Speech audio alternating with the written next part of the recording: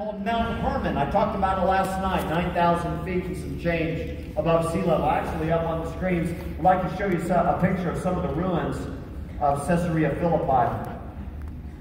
What I want you to, and if you can keep it up on the screens for a little bit, I want you to notice something. I want you to see what you're looking at is the side of a massive cliff. And you'll see these holes or crevices built into the rock. If you can leave that up there. What people would do is this, is people came to Panaeus to worship Pan, the goat god. Pan was the god of music. Pan was the god of your goat herd, if you were a goat herder. And Pan was also the god of fear. After all, that's where we get our word panic. And so when people traveled to Caesarea Philippi to worship Pan, what they would do is they would show up at the cliff, and inside these little crevices were little statues and idols of goats. At the bottom of the cliff was a spring, clean water. It's beautiful. And what people would do is they would drag animals to the base of the cliff, and they would slit their throats and throw blood all over the side of the cliff. People would also get involved in behavior that's so disgusting I won't even tell you. But they engaged in behavior with animals, and it was a place that was very unsafe for children. It was a place that you wouldn't want to go to.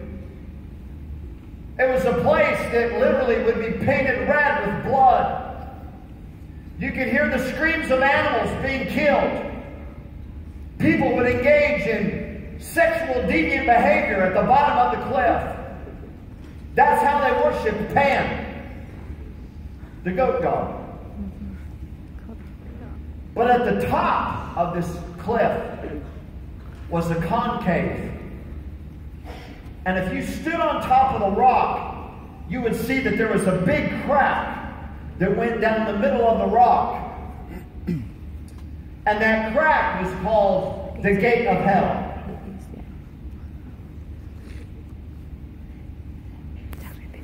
When Jesus took his disciples to Caesarea Philippi, we don't know if Jesus stood on top of this mountain. We don't know that.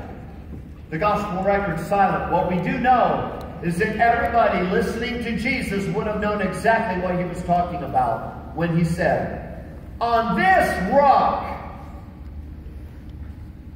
I will build my church, and the gates of hell will not prevail against it." When we talk about the church, the ecclesia, the called out ones, it's important to understand Jesus is not just talking about a service, although it's important to go. He's not just talking about the building, although it's important to serve and be in attendance when you can possibly be.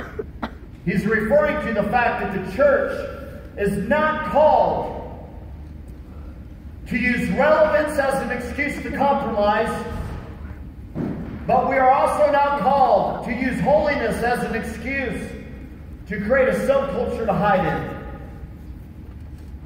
Jesus took his disciples, a rabbi took his disciples after he said, "Come follow me, take my yoke upon you," and he took them to one of the most disgusting places in the known world at this time.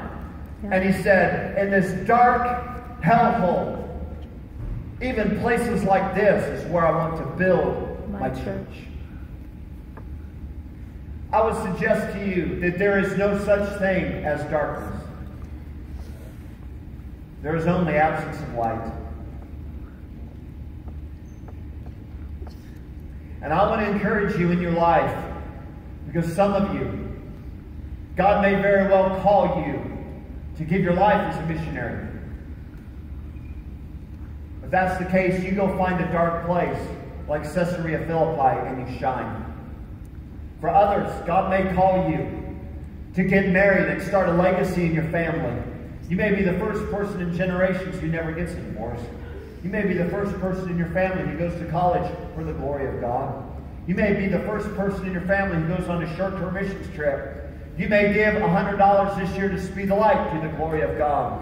You may go to college and become a nurse and serve people with the love of God. You may become an educator, and you may become an architect. All I know is this: every single one of us in this world, Jesus said of you, you are the light of the world. What's he saying? Go find a dark place and be the church. Yeah. Tonight I'm asking you, with your life, do not make a difference. Make the difference.